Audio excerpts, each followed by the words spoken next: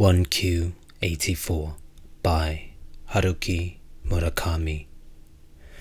Book 2, Chapter 15. Aomame. Time now for ghosts. Aomame took a spare blanket from the closet and laid it over the man's big body.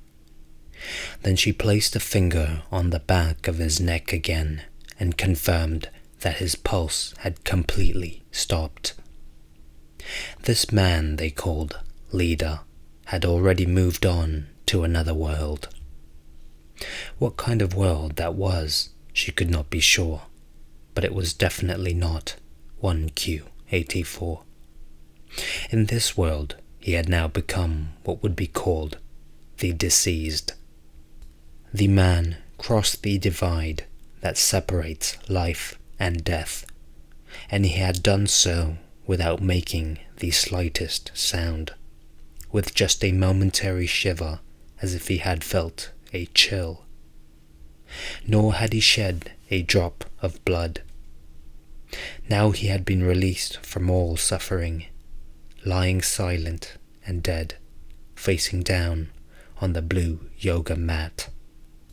As always, her work had been swift and precise.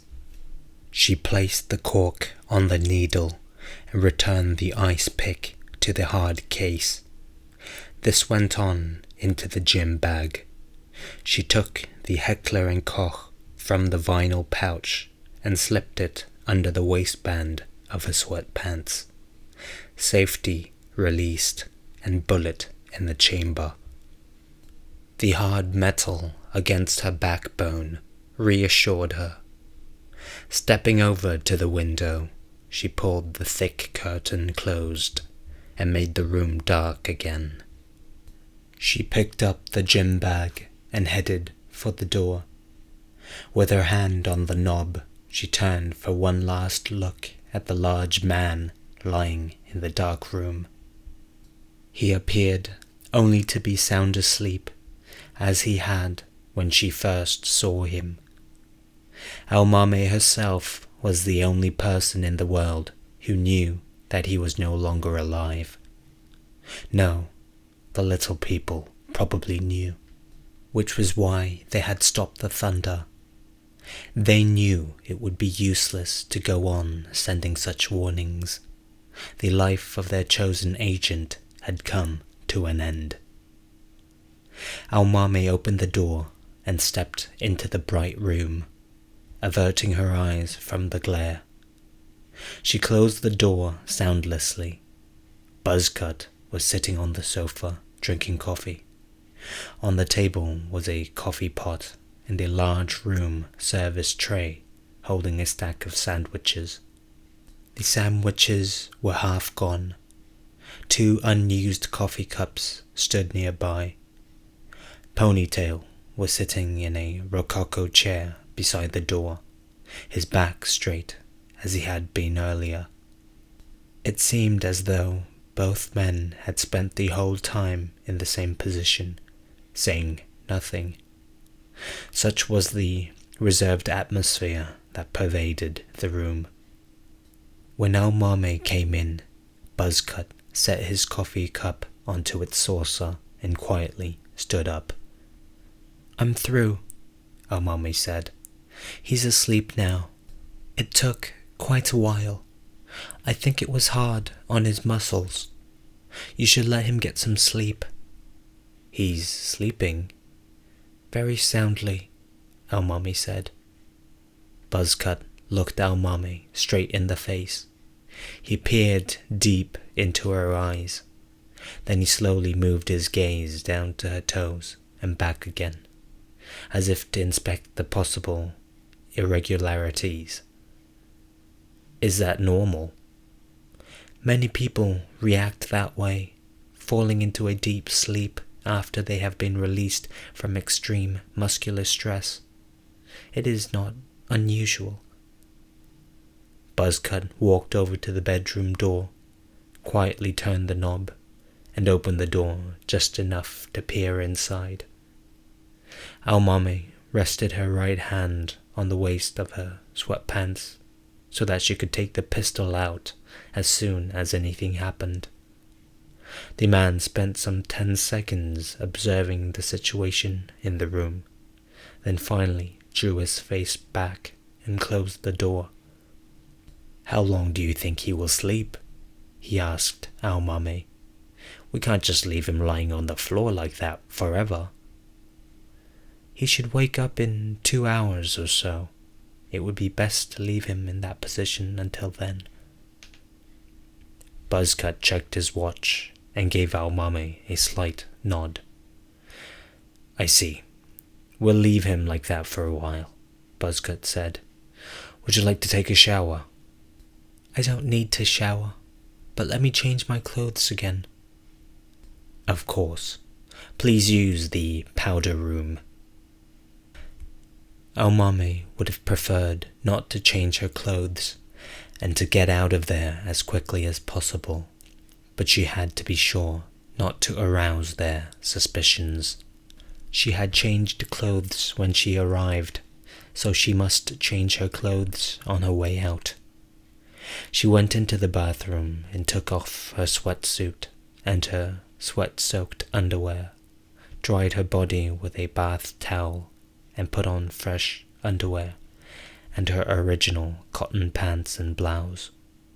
She shoved the pistol under her belt so that it would not be visible from the outside. She tested various movements of her body to make sure that they would not appear unnatural. She washed her face with soap and water and brushed her hair. Facing the large mirror over the sink, she twisted her face into every scowl she could think of in order to relax her facial muscles that had stiffened from tension. After continuing that for a while, she returned her face to normal. After such prolonged frowning, it took her some moments to recall what her normal face even looked like, but after several attempts, she was able to settle on a reasonable facsimile. She glared into the mirror, studying her face in detail. "No problem," she thought. "This is my normal face. I can even smile if I have to. My hands are not shaking either. My gaze is steady. I'm the usual cool Al-Mame." Buzzcut, though, had stared hard at her when she first came out of the bedroom. There must have been something left after all that crying. The thought made Al-Mame uneasy. He must have found it odd that she would have had to shed tears while stretching a client's muscles. It might have led him to suspect that something strange had occurred. He might have opened the bedroom door, gone in to check on Lida, and discovered that his heart had stopped. Al-Mame reached around to check the grip of her pistol. "I have to calm down," she told herself. "I can't be afraid. Fear will show on my face and raise suspicions." Resigning herself to the worst, Al-Mame cautiously stepped out of the bedroom with the gym bag in her left hand, right hand ready to reach for the gun. But there was no sign of anything unusual in the room. Buzzcut stood in the center, his arms folded, eyes narrowed in thought. Ponytail was still in the chair by the door, coolly observing the room. He had the calm eyes of a bomber's tail gunner, accustomed to sitting there all alone, looking at the blue sky, eyes taking on the sky's tint. "You must be worn out," Buzzcut said. "How about a cup of coffee? We have sandwiches too." "Thanks, but I'll have to pass on that. I can't eat right after work. My appetite starts to come back after an hour or so." Buzzcut nodded. Then he pulled a thick envelope from his inner jacket pocket. After checking its weight, he handed it to Al-Mame. The man said, "I believe you will find here something more than the agreed-upon fee. As I said earlier, we strongly urge you to keep this matter a secret." "Hush, Money," our mommy said jokingly. "For the extra effort we put you through," the man said without cracking a smile. "I have a policy of strict confidentiality, whatever the fee. That is a part of my work. No word of this will leak out under any circumstances," our mommy said. She put the unopened envelope into her gym bag. "Do you need a receipt?" Buzzcut shook his head. "That will not be necessary. This is just between us. There is no need for you to report this as income." Our mommy nodded silently. "It must have taken a great deal of strength," Buzzcut said, as if probing for information. "More than usual," she said. "Because he is no ordinary person." "So it would seem." "He is utterly irreplaceable," he said. "He has suffered terrible physical pain for a very long time. He has taken all of our suffering and pain upon himself, as it were. We can only hope that he can have some small degree of relief." "I can't say for sure, because I don't know the basic cause of his pain," our mommy said, choosing her words carefully. "But I do think that his pain may have been reduced somewhat."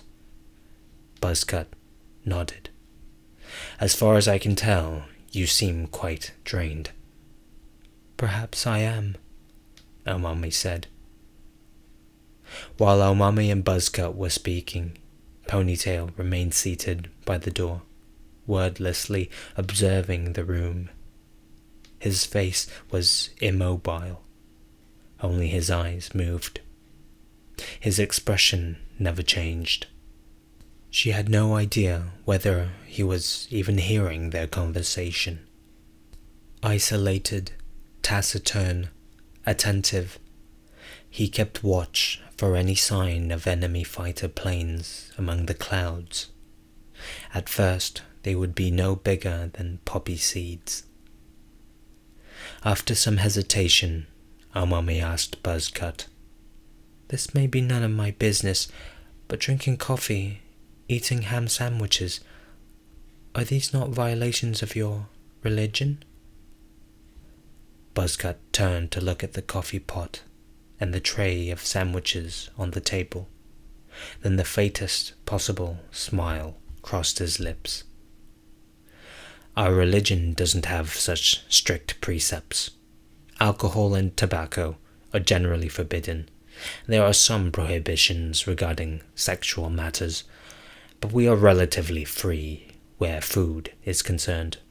Most of the time we eat only the simplest foods, but coffee and ham sandwiches are not especially forbidden."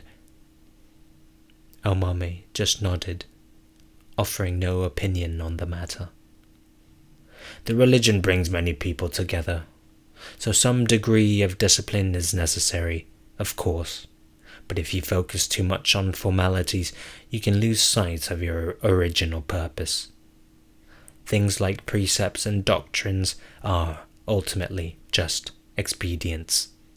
The important thing is not the frame itself, but what is inside the frame."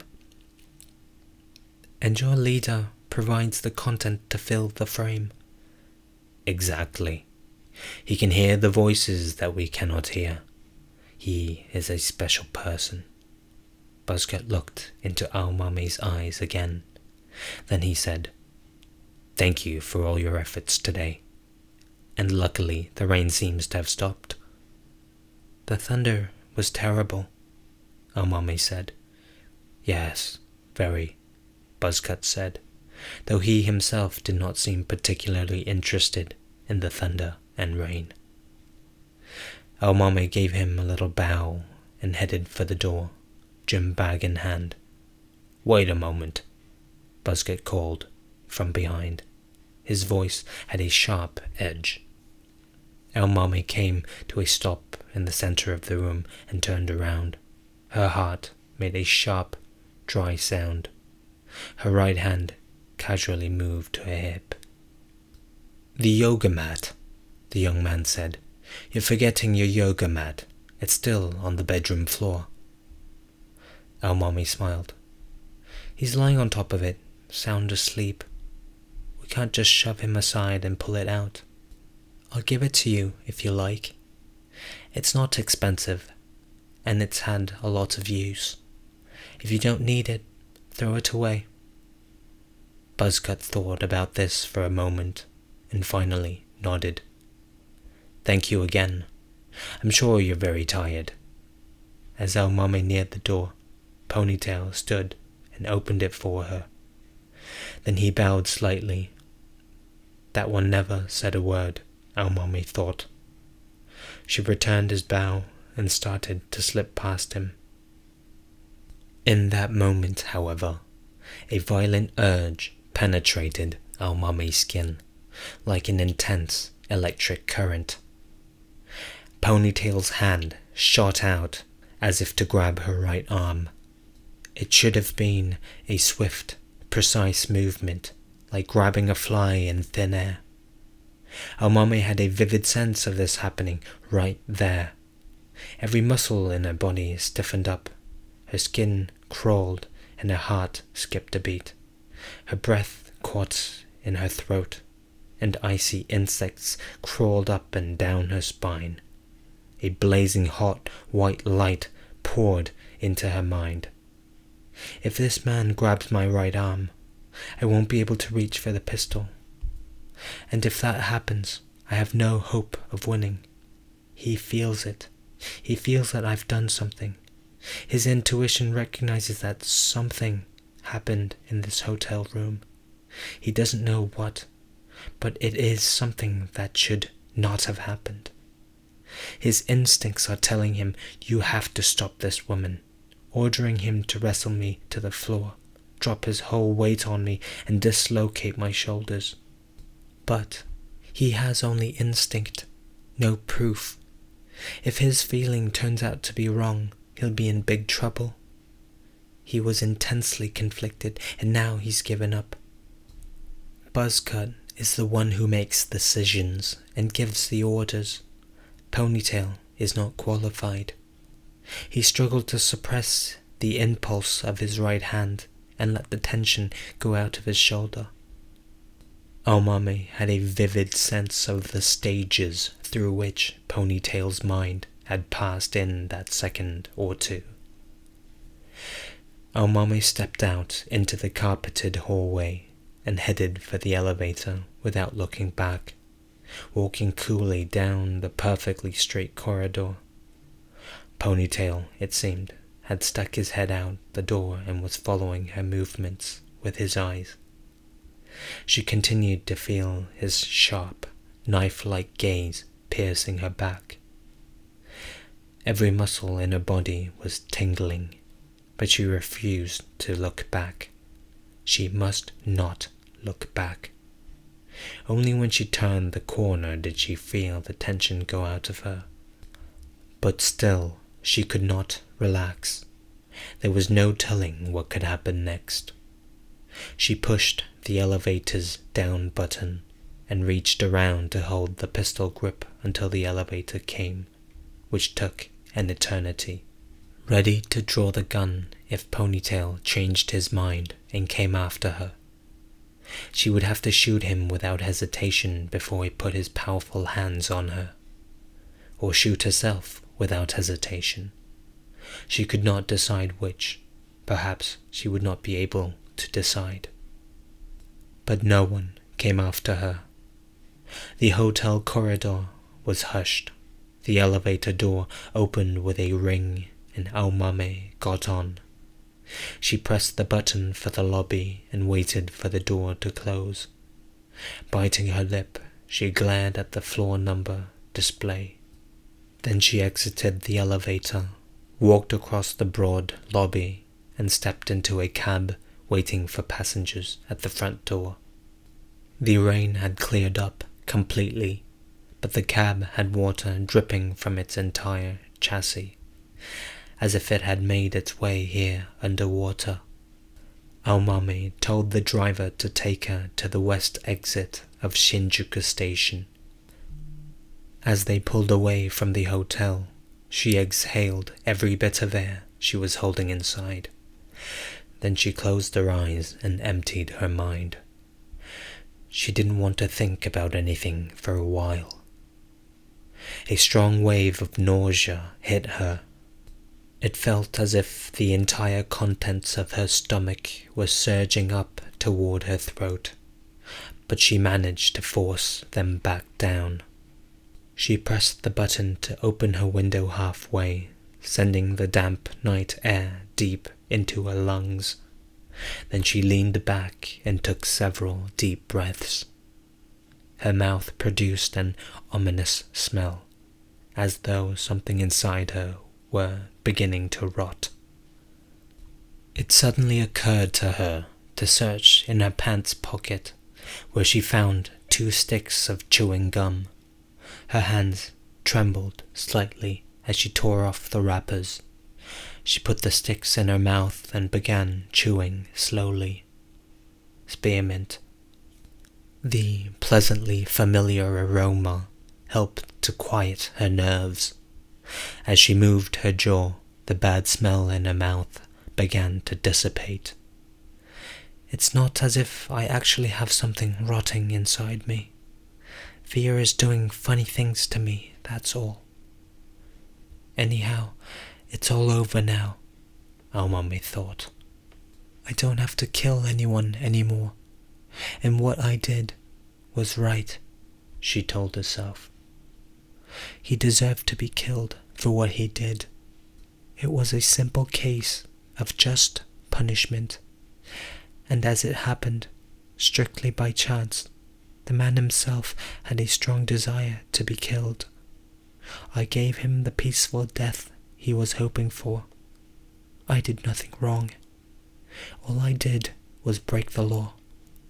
Try as she might, however, Aomame was unable to convince herself that this was true. Only moments before, she had killed a far from ordinary human being with her own hands. She retained a vivid memory of how it felt when the needle sank soundlessly into the back of the man's neck. That far from ordinary feeling was still there in her hands, upsetting her to no small degree. She opened her palms and stared at them. Something was different, utterly different, but she was unable to discover what had changed and how. If she was to believe what he had told her, she had just killed a prophet, one entrusted with the voice of God. But the master of that voice was no God. It was probably the little people. A prophet is simultaneously a king, and a king is destined to be killed. She was, in other words, an assassin sent by destiny. By violently exterminating a being who was both prophet and king, she had preserved the balance of good and evil in the world, as a result of which she must die. But when she performed the deed, she struck a bargain. By killing the man, and in effect throwing her own life away, she would save Tengo's life. That was the content of the bargain, if she was to believe what he had told her. Aomame had no choice but to believe fundamentally in what he had said. He was no fanatic, and dying people do not lie. Most importantly, his words had genuine persuasive power. They carried the weight of a huge anchor. All ships carry anchors that match their size and weight. However despicable his deeds may have been, the man was truly reminiscent of a great ship. Aomame had no choice but to recognize that fact. Taking care that the driver did not see her, Our mommy slipped the Heckler and Koch from her belt, set the safety catch, and put the gun in its pouch, relieving herself of 500 grams of solid, lethal weight. "Wasn't that thunder something?" the driver said. "And the rain was incredible." "Thunder," our mommy said. It seemed to have happened a long time ago, though it had been a mere 30 minutes earlier. Yes, come to think of it, there had been some thunder. Yes, really, incredible thunder. "The weather forecast said absolutely nothing about it. It was supposed to be beautiful all day." She tried to make her mind work. "I have to say something, but I can't think of anything good to say. My brain seems to have fogged over." "Weather forecasts are never right," she said. The driver glanced at Aomame in the rear view mirror. Maybe there was something funny about the way she spoke. The driver said, "I hear the water in the streets overflowed and ran down into the Akasaka Mitsuke subway station onto the tracks. It was because the rain all fell in one small area. They stopped the Ginza line and the Marunouchi line. I heard it on the radio news." "The concentrated downpour brought the subway to a stop. Will this have any influence on my actions? I've got to make my brain work faster. I go to Shinjuku Station to get my travel bag and shoulder bag out of a coin locker. Then I call Tamaru for instructions. If I'm going to have to use the Marunouchi line from Shinjuku, things could get very messy. I only have 2 hours to make my getaway. Once 2 hours have gone by, they'll begin to wonder why Lida isn't waking up. They'll probably go into the bedroom and discover that he's drawn his last breath. They'll go into action immediately." "Do you think the Marunouchi line is still not running?" Aomami asked the driver. "I wonder. I really don't know. Want me to turn on the news?" "Yes, please." According to Lida, the little people caused that downpour.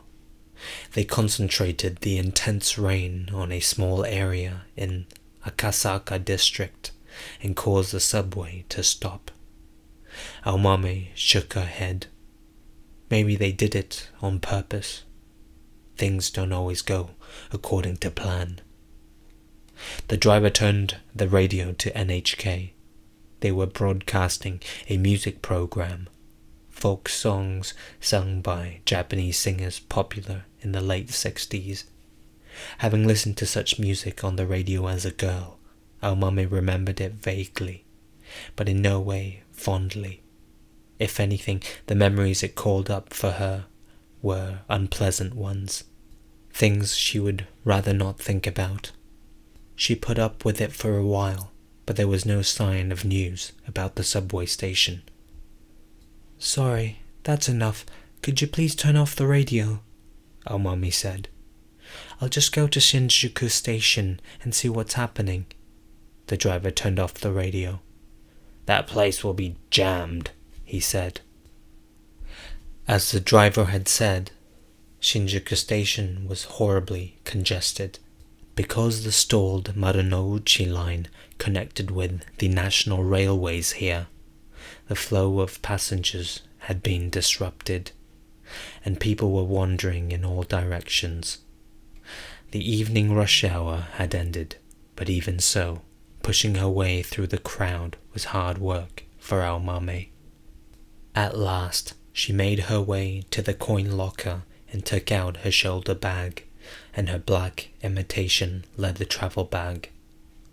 The travel bag contained the cash she had taken from her safe deposit box. She took the items of her gym bag and divided them between the shoulder and travel bags. The envelope of cash she had received from Buzzcut, the vinyl pouch containing the pistol, the hard case with the ice pick. The now useless Nike gym bag she put into a nearby locker, inserted a 100 yen coin, and turned the key.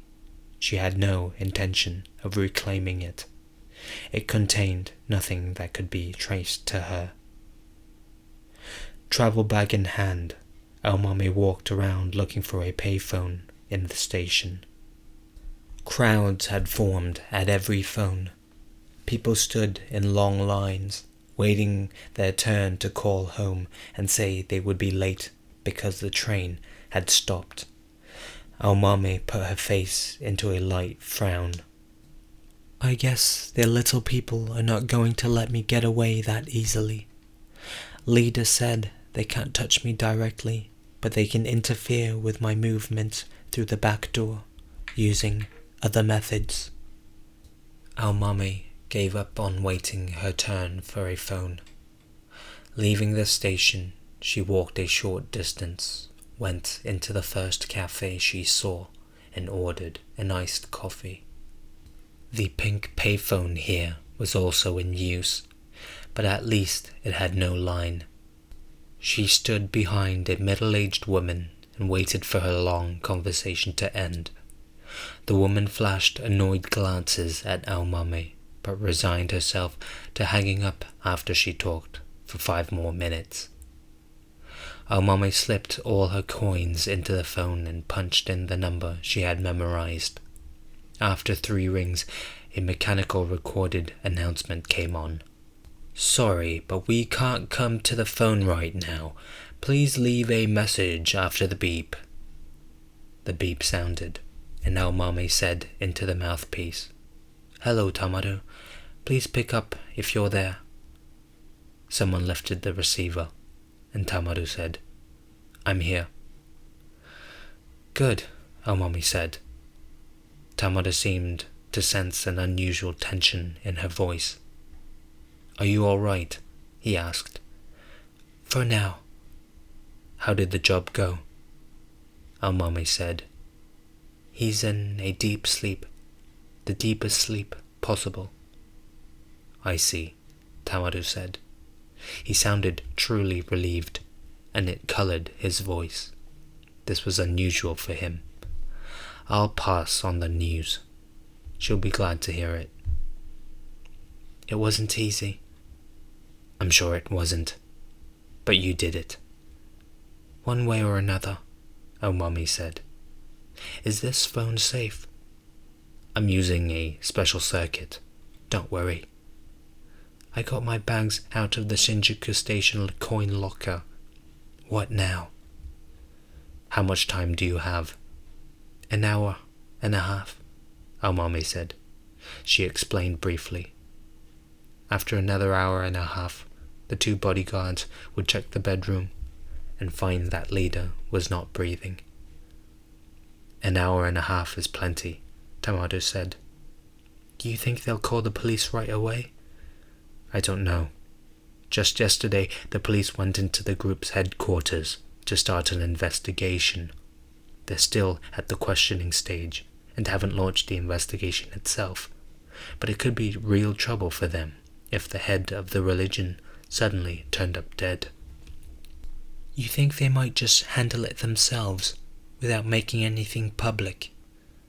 That would be nothing for them. We'll know what happened when we see tomorrow's newspaper, whether they reported the death or not.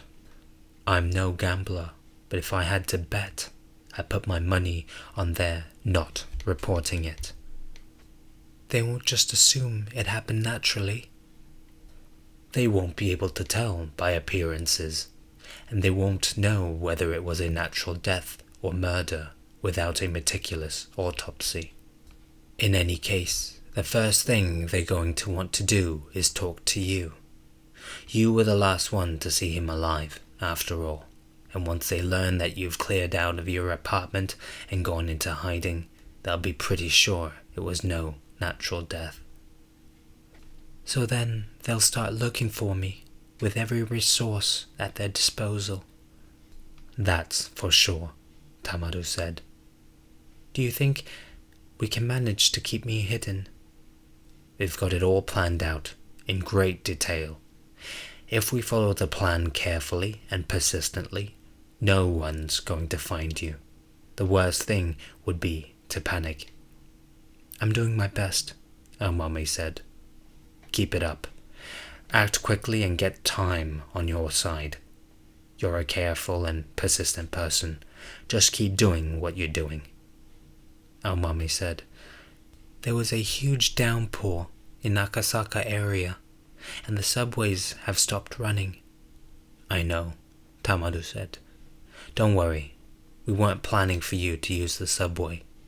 You'll be taking a cab and going to a safe house in the city. In the city? Wasn't I supposed to be going somewhere far away? Yes, of course, you will be going far away, Tamado said, slowly, as if spelling things out for her. But first, we have to get you ready, change your name and your face. And this was a particularly tough job. You must be all keyed up. Nothing good can come of running around crazily at a time like this. Hide out in the safe house for a while. You'll be fine. We'll provide all the support you need. Where is this safe house? In the Koenji neighborhood. Maybe 20 minutes from where you are now. Koenji? Mommy thought, tapping her nails against her teeth. She knew it was somewhere west of the downtown area, but she had never set foot there. Tamada told her the address and the name of the condo. As usual, she took no notes but engraved it on her brain. On the south side of Koenji Station, near Ring Road 7, apartment 303, press 2831 to unlock the front door. Tamada paused while Elmame repeated 303 and 2831 to herself. The key is taped to the bottom of the doormat. The apartment has everything you'll need for now, so you shouldn't have to go out for a while. I'll make contact from my end. I'll ring the phone 3 times, hang up, and call again 20 seconds later. Would like to avoid having you call. I see, Elmame said. Were his men tough? Tamaru asked. There were 2 of them, and both seemed pretty tough. I had some scary moments, and they're no pros. They can't touch you. There aren't too many people like me. Too many Tamarus could be a problem. Could be, Tamaru said. Carrying her bags, Elmame headed for the station's taxi stand, where she encountered another long line. Subway operations had still not returned to normal, it seemed. She had no choice but to take her place in line. Joining the many other annoyed-looking commuters and patiently waiting her turn, Elmame mentally repeated the safe house address, the name of the building and apartment number, the code for unlocking the front door, and Tamaru's phone number. She was like an ascetic sitting on a rock on a mountain top, intoning his precious mantra. Elmame had always had confidence in her powers of memory. She could easily memorize those few bits of information, but these figures were now a lifeline. If she forgot even one of them in this situation, it could put her survival in jeopardy. She had to make sure they were engraved on her brain. By the time Elmame finally got a taxi, a full hour had passed since she had left Leader's corpse in the hotel room. So far, it was taking her twice as long as she had planned. A delay that the little people had caused, no doubt. No, it could be sheer coincidence. Maybe I'm just letting the spectre of some non-existent little people frighten me. Elmame gave the driver her destination and then settled back in the seat, closing her eyes. Right about now, those 2 guys in the dark suits are probably checking their watches and waiting for their guru to wake up. Almame pictured them. Buzzcut was drinking coffee and thinking about all sorts of things. Thinking was his job. Thinking and deciding. Maybe he had grown suspicious. Leader's sleep was all too quiet. But Leader always slept soundly, without making noises. No snoring or even heavy breathing. Still, there was always his presence. The woman had said that Leader would be sound asleep for at least 2 hours. That it was important to let him rest quietly so that his muscles could recover. Only an hour had gone by, but something was bothering Buzzcut. Maybe he should check on Leader's condition. What should he do? Ponytail was the dangerous one, though. Almame still had a vivid image of that momentary hint of violence he had displayed as she was leaving the hotel room. He was silent, but his instincts were sharp. His fighting skills must also be outstanding. Probably much more so than she had imagined until that moment. Her own command of martial arts was surely no match for his. In a fight, he would probably not give her a chance to reach for her gun. Fortunately, though, he was no professional. He had let his rational mind interfere before he put his intuition into action. He was used to taking orders, unlike Tamaru. Tamaru would subdue his opponent and render him powerless before thinking. Action came first. Trust the instincts and let rational judgments come later. A split second's hesitation and it was all over. Recalling that moment at the door, Almame felt her underarms growing moist. She shook her head. I was just lucky. At least I avoided being captured on the spot. I have to be a lot more careful from now on. Tamaru was right. The most important things are to be careful and persistent. Danger comes the moment you relax. The driver was a polite-spoken, middle-aged man. He pulled out a map, stopped the car, turned off the meter, and kindly found the exact location of the condo building. Almame thanked him and stepped out of the cab. It was a handsome new 6-story building in the middle of a residential area. There was no one at the entrance. Almame punched in 2831 to unlock the front door, went inside and rode a clean but narrow elevator up to the 3rd floor. The first thing she did upon exiting the elevator was find the location of the emergency stairway. Then she removed the key taped to the back of the doormat of apartment 303 and used it to go inside. The entryway lights were set to go on automatically when the door opened. The place had that new apartment smell.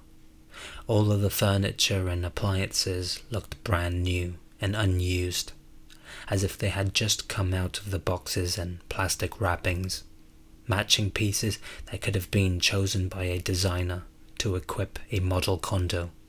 Simple, functional design, free of the smell of daily life. To the left of the entry was a living dining room. Off a hallway was a bathroom, and beyond that were 2 rooms. One had a queen-sized bed that was already made. The blinds were closed. Opening the window that faced the street, she heard the traffic on Ring Road 7 like the distant roar of the ocean. Closing it again, she could hear almost nothing. There was a small balcony off the living room. It overlooked a small park across the street. There were swings, a slide, a sandbox, and a public toilet.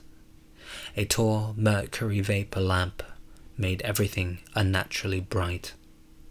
A large Zelkova tree spread its branches over the area. This was a 3rd-floor condo, but there were no other tall buildings nearby from which she could have to worry about being watched. Aomame thought about the Jiyugaoka apartment she had just vacated. It was an old building, not terribly clean, with the occasional cockroach, and the walls were thin, not exactly the kind of place to which one became attached. Now, though, she missed it. In this brand new, spotless condo, she felt like an anonymous person, stripped of memory and individuality. Aomame opened the refrigerator to find 4 cans of Heineken chilling in the door. She opened one and took a swallow. Switching on the 21-inch television, she sat down in front of it to watch the news. There was a news report on the thunderstorm. The top story concerned the flooding of Akasaka Mitsuya Station and the stopping of the Marunouchi and Ginza lines. The water overflowing the street had poured down the station steps like a waterfall.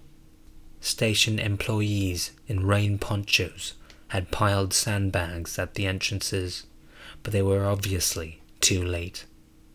The subway lines were still not running, and there was no estimate of when they would return to normal. The reporter thrust a mic at one stranded commuter after another. One man complained, "The morning forecast said it would be clear all day." She watched the news program until it ended. Of course, there was no report yet on the death of Sakigake's leader. Buzzcut and Ponytail were probably still waiting in the next room for the full 2 hours to pass. Then they would learn the truth. She took the pouch from her travel bag and pulled out the Heckler & Koch, setting it on the dining table. On the new table, the German-made automatic pistol looked terribly crude and taciturn, and black through and through, but at least it gave a focal point to the otherwise impersonal room. "Landscape with pistol," Aomame muttered, as if titling a painting. "In any case, I have to keep this within reach at all times, whether I use it to shoot someone else or myself." The large refrigerator had been stocked with enough food for her to stay for 2 weeks or more. Fruit, vegetables, and several processed foods ready for eating. The freezer held various meats, fish, and bread. There was even some ice cream. In the cabinets she found a good selection of foods in vacuum pouches and cans, plus spices. Rice and pasta, a generous supply of mineral water, 2 bottles of red wine and 2 white. She had no idea who put these supplies together, but the person had done a very thorough job. For now, she couldn't think of anything that was missing. Feeling a little bit hungry, she took out some camembert, cut a wedge and ate it with crackers. When the cheese was half gone, she washed a stalk of celery, spread it with mayonnaise, and munched it whole.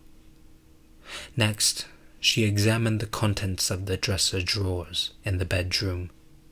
The top one held pajamas and a thin bathrobe. New ones still in their plastic packs. More well-chosen supplies. The next drawer held 3 sets of t-shirts, socks, and underwear.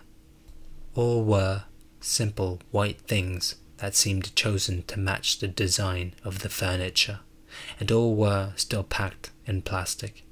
These were probably the same things they gave to the women staying in the safe house, made of good materials, but very much supplied by an institution.